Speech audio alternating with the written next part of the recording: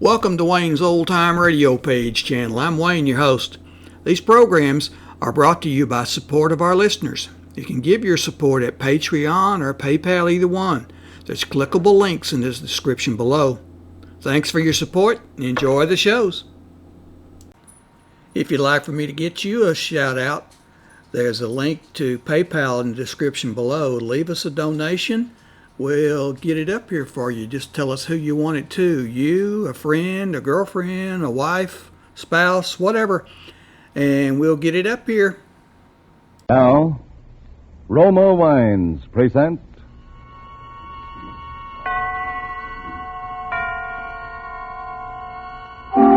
Suspense.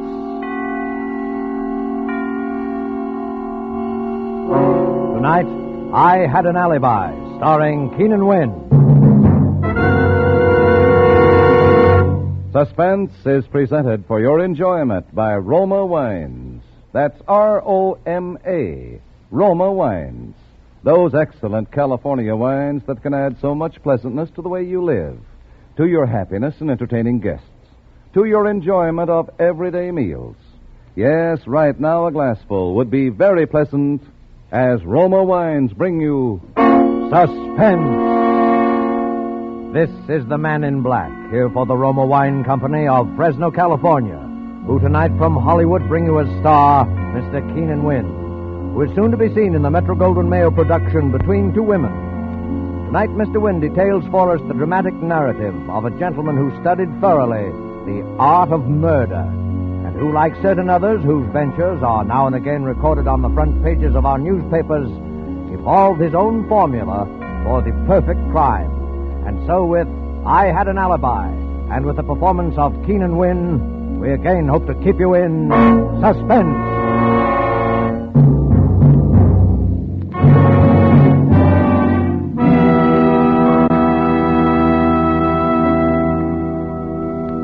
Lamson?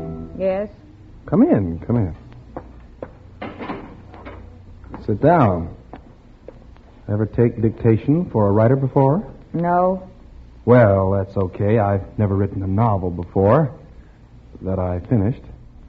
I hope you don't mind working in a place like this. I don't mind working anywhere that I'm paid to work. Oh, don't let that worry you. I came into quite a piece of change not long ago. Maybe you heard about it. Yes? Well, you're not exactly the talkative type, are you? I didn't think you'd have much time for talking, Mr. Eichner. Yeah, I checked. 11 days to make my deadline. Ready to start? Yes? Title: I Had an Alibi by Joseph Eichner. Oh, by the way, this will all be in the first person. Yes? Chapter 1. I first met Belle Schaffner when I went to work for the Herald. She was a sob sister and a good one. I was a police reporter and no bum in the business myself. With Belle and me, it happened almost right away. We talked the same language, thought the same way, wanted the same things. We were that kind of a team. But for a while, there were a couple of notions in the back of my mind that I hadn't even told Belle. Because sometimes a woman in love can be practical only just so far. It all came out one night in the office after I'd been there about 6 months.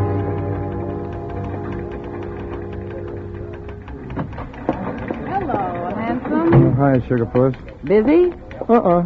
Can I see? Why not? Dimly through the gray curtain of fog, Alice saw the phantom figure. It was closer now. She tried to scream, but her throat... Is Alice still having trouble with her throat? She's been trying to scream for 2 weeks now. Look, I know. There's the reason right there. City desk, Eichner. Yeah. Uh-huh. Yeah. What's the address again? Yeah, okay, I'll go right down. Well, what did I tell you? President want to see you? Some guy carved up his wife. If I have to cover one more family brawl ends fatally for this sheet... Well, what's the matter? You like to write about murders, and here they pay you for it. Well, not the kind of money I want, they don't. Have you any idea what they pay a guy like James M. Cain. A James M. Cain girl never has any trouble screaming when she wants to. Now, you listen, Joe. You'll never write a decent book until you get down to something you know about. Well, this stuff sells, doesn't it? Agatha Christie sells. Leslie Charteris sells. Yeah, but that's not your racket, Joe. You've seen plenty of the real thing. Write about that. Stick to your trade. Oh, yeah. Well, look what it's got me. You just can't be a writer and a newspaper reporter at the same time, Belle. That's all. All right. Quit. On what, relief? Well, darling, it isn't leap year, but I'll always support you. Oh, I can't even live on my own salary. How are we going to both live on yours? Oh, listen, Belle, you know how I am about you. Well, a girl always thinks she has ways of knowing. Well, I've given you plenty of ways of knowing. But before we do anything like that, we've got to have money. Lots of money. We're that kind of people. And there are ways. Like what? Well, like marriage, for instance. Oh, you're going to marry the boss's daughter, huh? Well, why not? If the boss has left her $1 million and she has a bad cough. Well, I don't have $1 million, but... All right, you think I'm kidding. But they exist. You read about them in the papers all the time. That's right, you do. Well, what's that? Just a picture of a girl. Oh, and what about her? I'm supposed to go out and interview her tonight. It's a very, very sad story. Yeah? Uh-huh. She's got not $1 million, but 5. And she's an orphan. And she's got something the matter with her heart. So they only give her 6 months to live. And she's just come out here to spend her last days in the glorious sunshine of California. It's a very sad story. Yeah. You want the assignment, Romeo? It's yours. Oh, say, loan me a couple of dollars, will you, Belle? What? Poker? Oh, no. Flowers.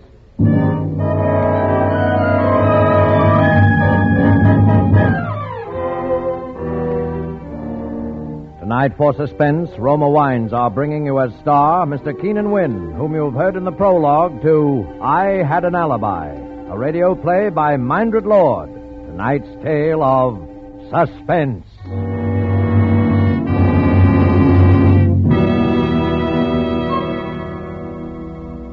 This is Truman Bradley for Roma Wines. And we have an interesting idea for you tonight from the keen and sensible mind of America's famed expert on parties and smart entertaining, Miss Elsa Maxwell. And we quote, Serving a nice table wine when friends come to dinner or with everyday meals is one of the smartest, most sensible, and truly moderate pleasures of which I know, and one which any family can regularly enjoy, since the cost of delicious Roma Burgundy is very little. Just serve your Roma Burgundy well cooled. Enjoy it with any food, and don't worry about special glasses. Any glasses available are perfectly correct. The goodness of the wine, the added enjoyment of your food, these are the things that count. Miss Maxwell expresses perfectly what we of Roma believe. In Roma, California Burgundy, and all Roma wines, you enjoy the glorious color, aroma, and flavor of superb, sun-ripe grapes. Our noted wineries, located in California's choicest vineyard areas, assure you of flavor and quality which are always good, never varying, always delightful. And so Roma quality is preferred everywhere. And you are able to enjoy these fine Roma wines at modest prices, only pennies a glassful. Remember, more Americans enjoy Roma than any other wines. R-O-M-A, Roma Wines. And now it is with pleasure that we bring back to our soundstage our star, Mr. Keenan Wynn, who, as one Joe Eichner, prepares to continue dictation on his first and only novel, I Had An Alibi, a tale well calculated to keep you in suspense.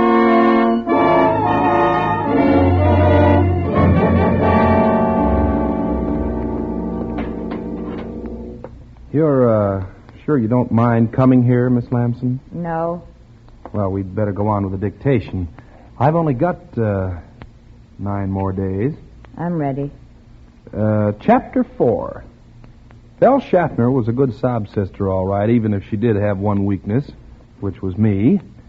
The story she'd given me about the girl was the real McCoy. Her name was Linda Vale, and she did have $5 million and just 6 months to live. I went out to her house that night. She was living in a big place in Beverly Hills that she'd taken over from some broken-down movie star. You know, swimming pool, tennis course, riding stables, the works. And not a soul around. I'd been worried about that. I thought maybe she might be having a last fling and working at it 24 hours a day, you know, with a lot of nosy spongers hanging on to her all the time. There was just one light on in a room upstairs and a hall light. I went up to the door, knocked, and waited.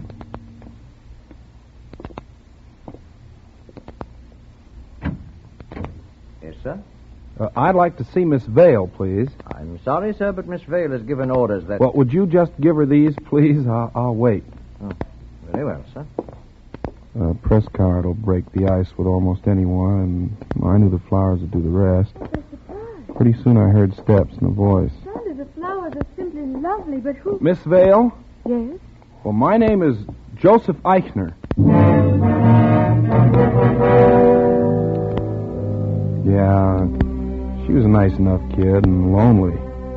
Because, like a lot of people on a spot like that, the thing she was afraid of most was having anybody pity her. That's the mistake that nearly everybody made. But not me. I played it for a switch. I'd figured every move for days ahead. Joe, Yes? what's the matter? Oh, nothing. You've been awfully subdued lately. You've always been so gay. Well, Linda, Well, I've got to go away. Go away? Linda, I've been trying to keep it from you, but...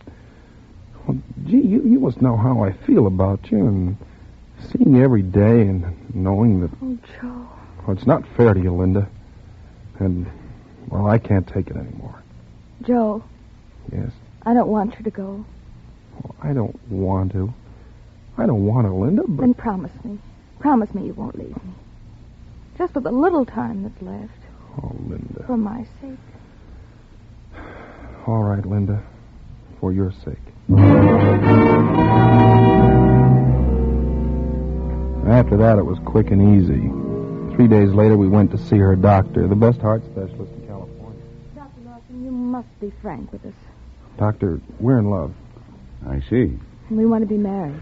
Look, Doctor, if I could make Linda happier, if I could give her all the love and tenderness, well, isn't it just possible? My boy, all that medical science can do is go on the basis of experience. We can't make certain prophecies. But on the basis of experience, the prognosis for Linda remains unchanged. But, Doctor, once you told me that anything is possible. And I say it again, my dear. Anything is possible. That's enough for me, Joe. Yeah, me too. Do you, Joseph, take this woman to be your lawful wedded wife to have and to hold in sickness and health, for better, for worse, for richer, for poorer, forsaking all others, until death do you part? I do. Do you, Linda, take this man to be your lawful wedded?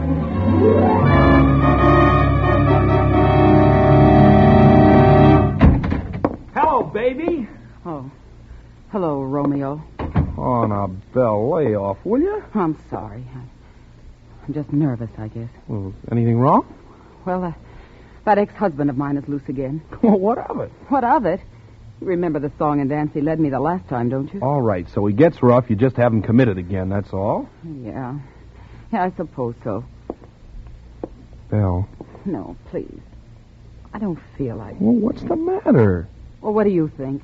Oh, now, Belle, you know I come around here as often as I can. Sure. Sometimes as often as twice a week. Well, I see you other places. Anyway, I can't help it. And then when I do come, well, you might at least... All right. Skip it. How's the writing coming along? Oh, I don't know. I just can't seem to get started. So you're not even getting that done. Well, how can I get down to work when all I'm thinking about is... Joe, how long is this going to go on? Well, how do I know? It's bound to happen soon. That's what you said a year ago. A year ago. But, Belle, it's all set. She made out the will in my name and everything. All we have to do is wait. Just wait for the heart of hers to quit, that's all. Well, I'm tired of waiting. Now, what do you think of that? Well, what else can we do? You mean what else can I do? There are a few guys around loose with $5 million too, you know. Oh, now, Belle. Oh, for all we know, she's liable to live to be 100. Now, that's impossible. The doctor said... Yes, and doctors have been wrong. Well, what do you want me to do about it? Well, you think you're a mystery writer. What do you mean by that? I mean, if you're supposed to be able to think up mysteries, start thinking one up. Oh. And don't think about it too long either. Say, Belle. I mean it, Joe. Okay. Because I'm not going to wait like this forever. Okay.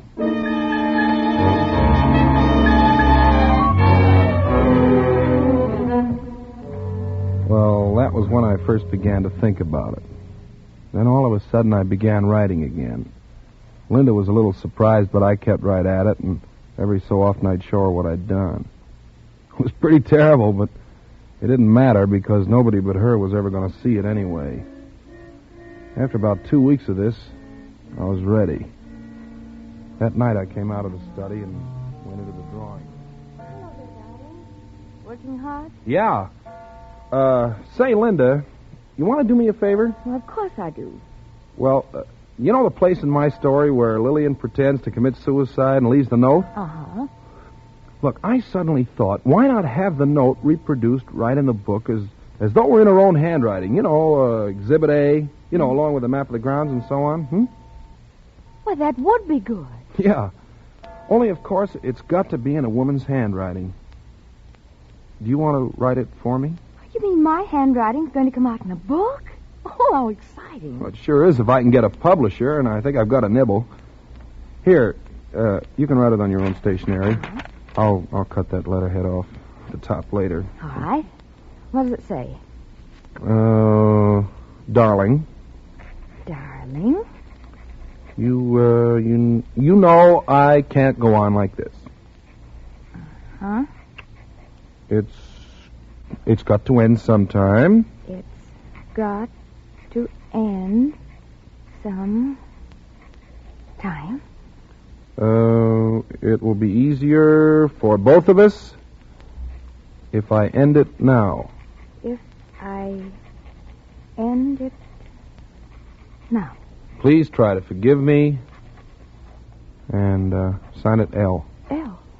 Wouldn't you sign it? Oh, no, you see, all Lillian's letters to Dick are signed L, remember? Oh, yes, I Yeah. remember now. There. Oh, thanks, darling. Is it all right? Oh, sure. It's perfect.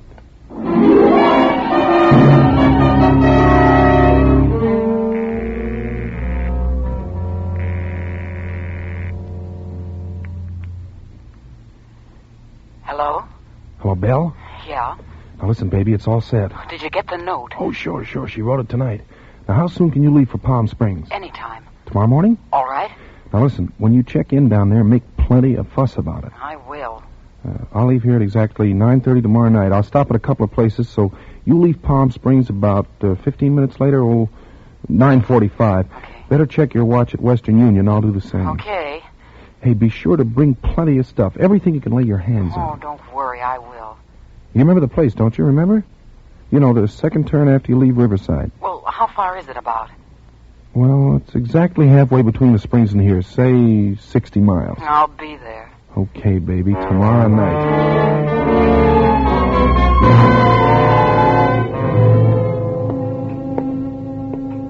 What time is it, Linda? Oh, it's just about 9:30. Well, I guess I'd better be going.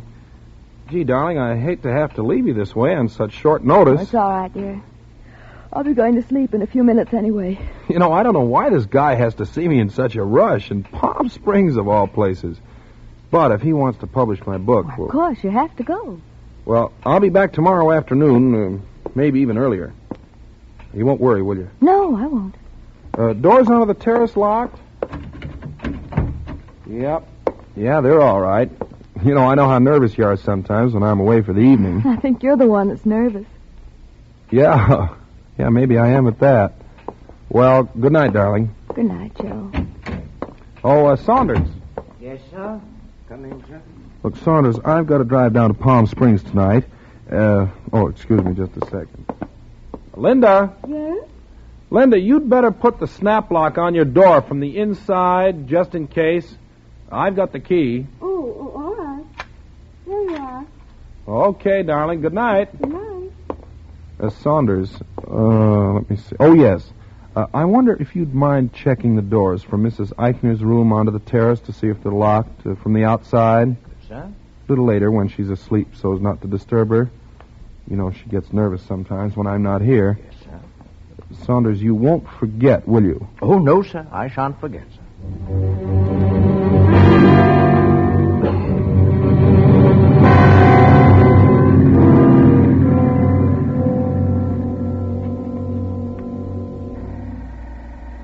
$5 gallons. Yes, sir. Say, that ought to get me to Palm Springs. Oh, should easy. By the way, have you got a road map for Palm Springs? I think I got one inside here. Oh, thanks. Say, I don't suppose you'd cash a small check, would you? I missed the bank today. Well, the boss might, but he ain't here. Well, I got identification, plenty of it. See, Joseph Eichner, license, Social Security card, Joseph Eichner. Yes, I see, son, I see. But unless the boss was here, I wouldn't cash a check for Henry Morgenthau.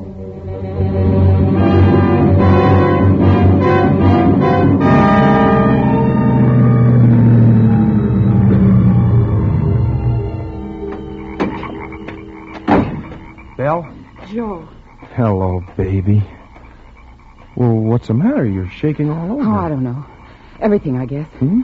And I thought I saw that ex-husband of mine down in Palm Springs What? today. Now, what would he be doing down there? I don't...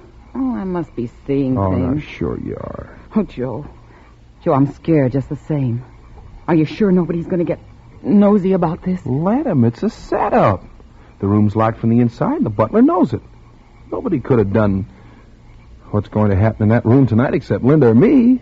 I couldn't have done it because I couldn't be there in Palm Springs with you at the same time, right? Oh, yeah, I And guess so. I've already left a trail to Palm Springs a mile wide. Did you get away all right? Yeah, out the back of the hotel. Nobody saw me. Everything else go okay? Oh, yeah. I got the maid in this afternoon and raised a fuss. Then I gave her $5 and made her polish everything till she was blue in the face. She'll never forget it. Swell. You got the stuff? Yeah, my big suitcase in the trunk rack. All packed in cotton. Okay, let's take a look at it.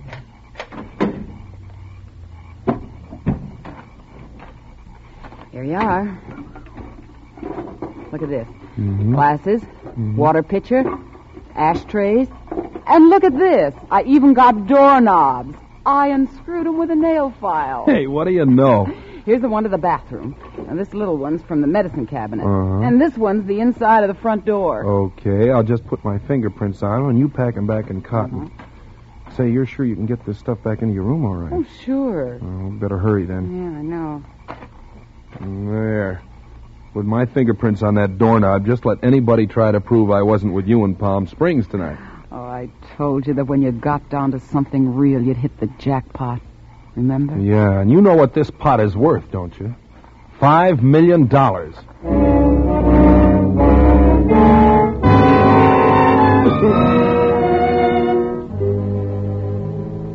There were no hitches.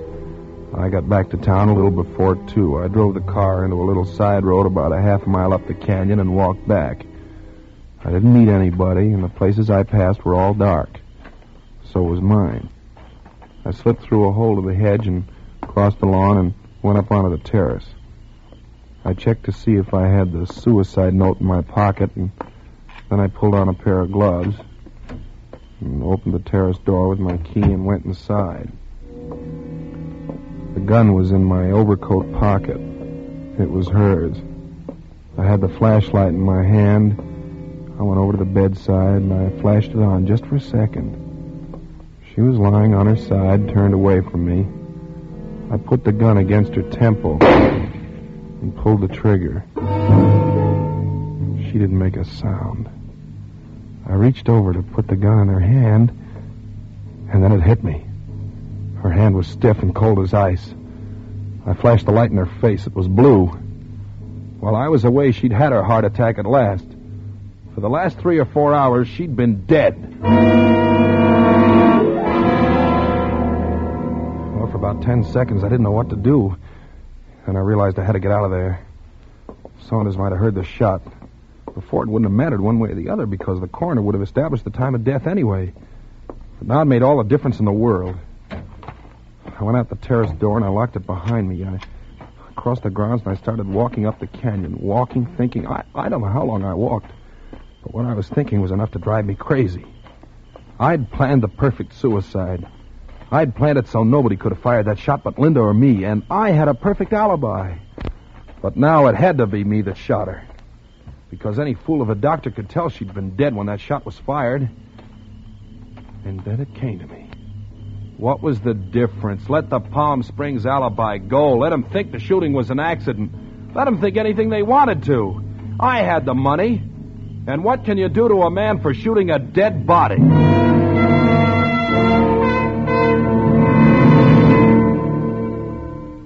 was almost daylight when I got back to the room. The house was still dark, so Saunders hadn't heard anything. Well, first I burned that suicide note. Then I turned on the lights and unlocked the door. Then I fired another shot into the wall for Saunders again, just in case he was awake. Then I went over to the inter-house phone.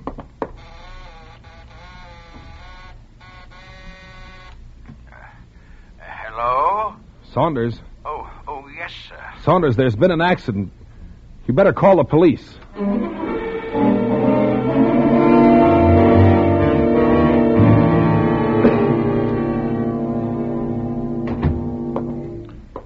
Well, have you seen everything you want to, Lieutenant? Yep. Well, you're living kind of different than you used to when you were a police reporter downtown, huh, Joe? Yeah. I suppose you want to ask me some questions. Oh, a couple.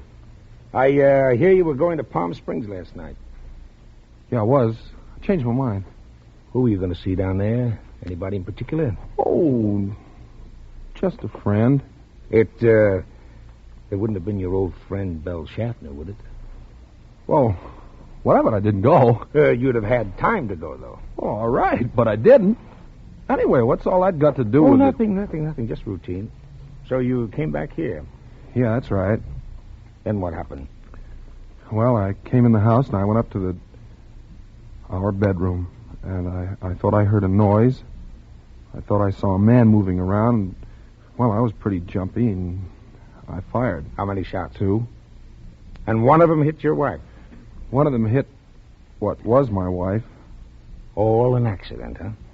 Yeah, that's right. You come into quite a lot of money with her out of the way, don't you, Joe? Yeah, sure. What of it? Nothing. Only it's too bad you're not going to be able to spend it. Oh, nuts. What do you think you're going to do, charge me with a murder for firing a shot into a corpse? No, but it could be a pretty spectacular little alibi for just on the spur of the moment, couldn't it? Alibi for what? For Belle Schaffner. What? Her throat was cut in Palm Springs last night, and your fingerprints are all over the place.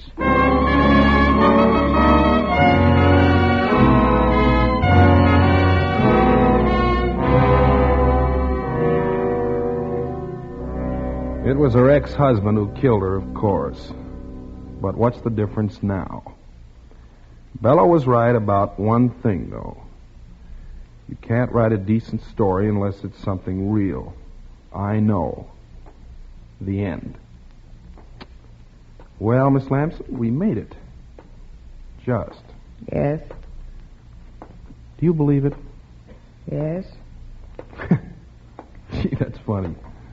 Nobody else did. The judge, the jury, not even my own lawyer. Maybe they believed what I believe. But you ought to die for it anyway. Yeah, check. I got a date for that right now. Right, Warden? You ready, Agner? Yeah, let's go.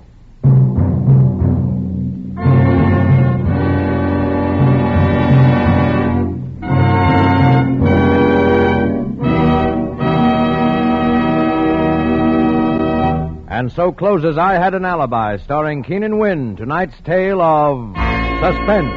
Suspense is produced, edited, and directed by William Spear.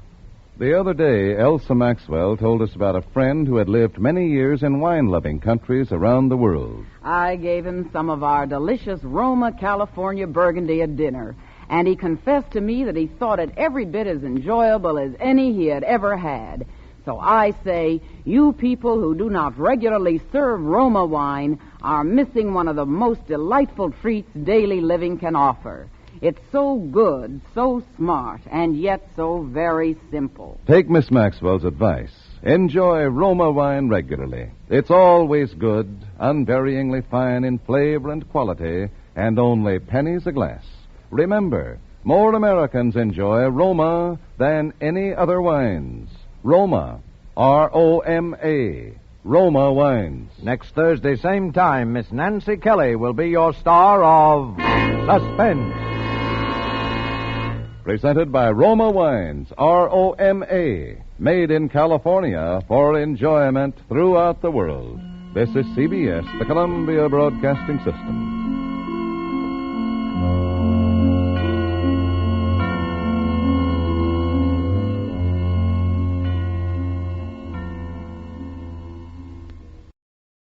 These programs are brought to you by support of our listeners. You can give your support at Patreon or PayPal, either one. There's clickable links in the description below. Thanks for your support and enjoy the shows.